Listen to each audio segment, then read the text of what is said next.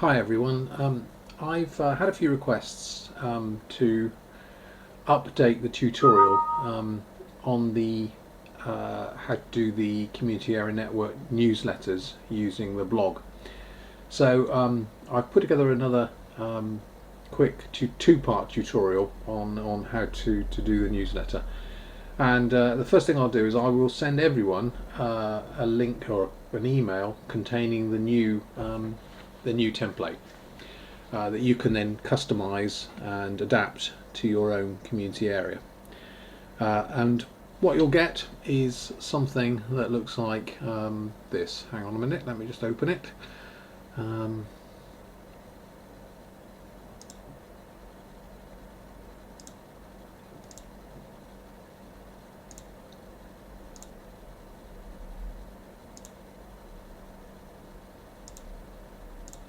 Right, this is the new network newsletter template. Okay, and you can see that it's slightly different from the earlier versions. I've listened to what you've told me about it. You wanted editable areas within the newsletter so you can add your own content if you need to. And you also said that it would be a good idea to have a couple of feature items to grab a bit of attention. So that's what I've added. So you can see in this template that I've done for Mariana that we now have a section in the newsletter which you can highlight headline items.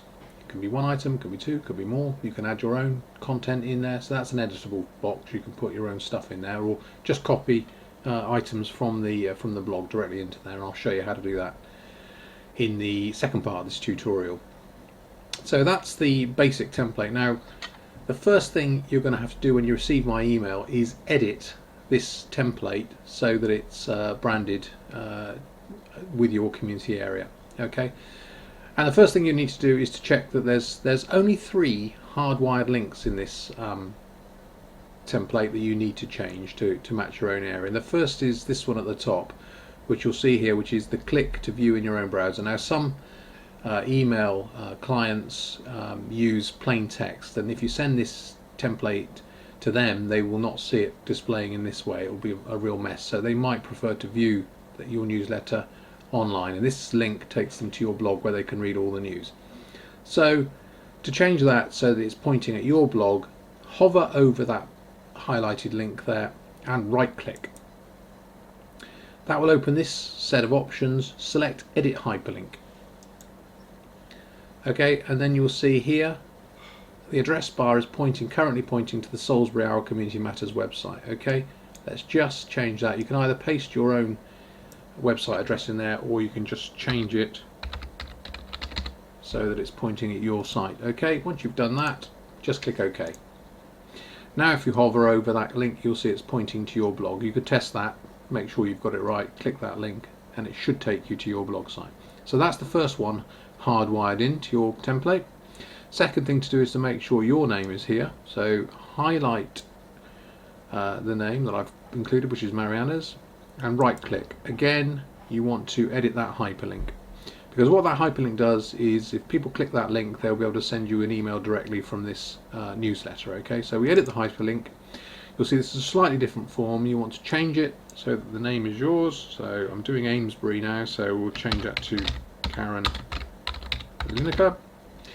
And we need to edit the email address. You'll see it's currently pointing to Mariana, so we highlight that and change it to Karen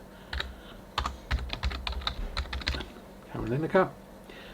And you'll see in the subject title it says Salisbury Hour Community Matters. Change that to yours. You've now changed all that so that it's personalized to you. Okay, it's now got it will display your name. If they click it, it will send an email to you, and the subject line in that email will be Inquiry Amesbury Hour Community Matters. So OK that. You now have your name inserted. You need to change your title, and that's 2 of the hardwired links now changed. Okay, the final thing to change is this unsubscribe link at the bottom of your email. People will click on that if they want to be unsubscribed from your mailings, and we have to include that.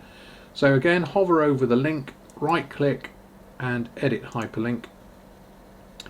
All you have to change on this one is the name. So here I've got Jackie, so I'll change that to Karen again.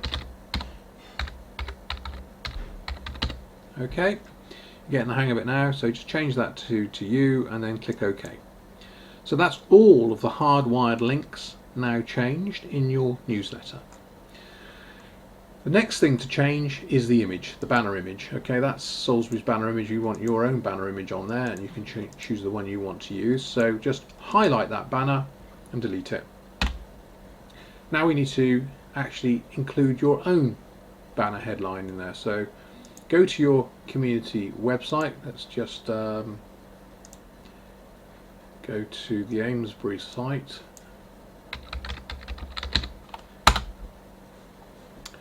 Okay, and now you can choose one of the images from your blog site. That's a pretty one. That's a nice one. I want the one with Stonehenge on, really, if I can. That's the one I want. Okay, so you'll select. All you need to do is right-click on the banner image. Okay, right-click and say Copy Image. Just select Copy Image. You've done that. Return to your template. Right-click in the box and paste in that image. Now it'll paste the image in much bigger than you need it. Okay, so we need to make it smaller to fit our template. All you have to do is to double click on the image. Okay, this brings up the picture editing options at the top of your screen. You need to make the height of that banner 5.2 centimeters. That should be the same for everybody. Okay, 5.2 should fit our template. There it is. That now fits our template perfectly. So you've got links now that point to your website, your own branded heading, and that's good to go. All we need now is to change your content. I'm going to look at that in the next tutorial, but that's sort of all of the customization done that you need to do for now. Now all we need to do is to save this as a template that you can edit each time you want to send out your mailings. This is a really important thing to do. Okay, save this as a template so you can reuse it. And the good thing about saving it as a template is you won't have to faff about with the formatting every time you send it out. It'll be very simple. So all we need to do to save it as a template is to go back up to these tabs at the top of your email. See this tab bar up here, and select the developer tab. Something you've probably never done before and you will never want to do again, but select the developer tab and it brings up a new set of options. The option we want to select is the publish option, and we want to select the publish form as. Okay, this will save it as a template. Select publish form as, and it opens up. You need to make sure that it's offering you the personal forms library option on the drop down menu, and then you can save it as your CAN newsletter. Okay, so call it CAN newsletter. You just type in the display name CAN newsletter, and it will create your form and call it CAN newsletter. Once you've done that, click publish, and you will have saved that as a template. Now I'll just show you how that works. I'll close this one down. What we want to do now is I'll show you to retrieve your template so that you can edit the content. All you need to do is to create a new email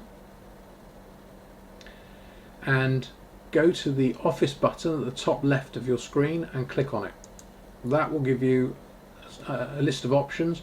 On this list of options to the right, you will see at the bottom you have an option called Choose a Form. Click on the Choose Form selection. This will give you a dialog box. You want to then go to your personal forms library, so select personal forms, and that will bring up the list of any templates you've created. And this is a very useful way of saving standard emails. So we click on the CAN newsletter and open, and it creates the template. It brings up the template you've created ready for you to edit the content before you send it out. And that's the end of this part of our tutorial. Thank you very much.